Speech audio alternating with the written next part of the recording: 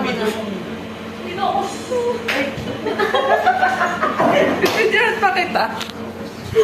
Hindi ganyan siya. Diba, nag-cellphone ko.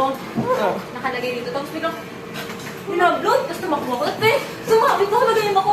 Tapos tinakahawak ako. Tapos kinakaladkad na ako. Tapos tinutumba ko. Tapos natumba. Tapos parang, yung adrenaline rush ko, kinuha ko. Binato niya sa akin, tara! Bako ba? Sabi ko. Hawak-hawak ko yung sapatos ko. Kaganyan ako. Tapos sumakay ako ng bante. Tapos kaganyan ako. Tapos nag-isipan ko mapupunta akong ER. Pero sobrang kahihiyan, pumunta na lang ako sa van. Pumunta na lang ako ng van paul. Ay, nahihiya ka pa. Diba tapos mo habulin yung motor? Nahihiya ka pa. Tapos itumba lahat.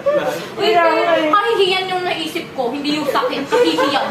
Saka na lang ako naramdaman yung sakit nung nakauwi na ako, nung naligo na ako. Doon mo na na-realize. Kasi ang laki dito, yung ano ko, Ikaw ba naman nakalagtad eh? Nung nag-history taking sila, Dok, anong sinabi mo? Hindi, yung history nila parang, nakagayon sila, ma'am, wait lang ha, ulitin ko.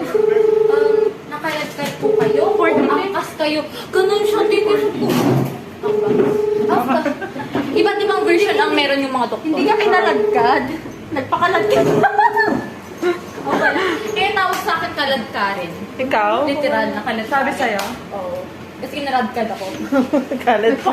Nagpakaladkad. Pero grabe naman yun, te. Dito talaga, ang laki dito, te. Dito.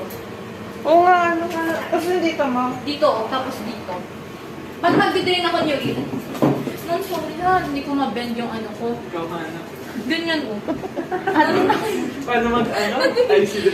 Totoo, te. Ganyan ako, te, kasi hindi ko ma-bend. Hindi ko ma-bend. Totoo na talaga, te.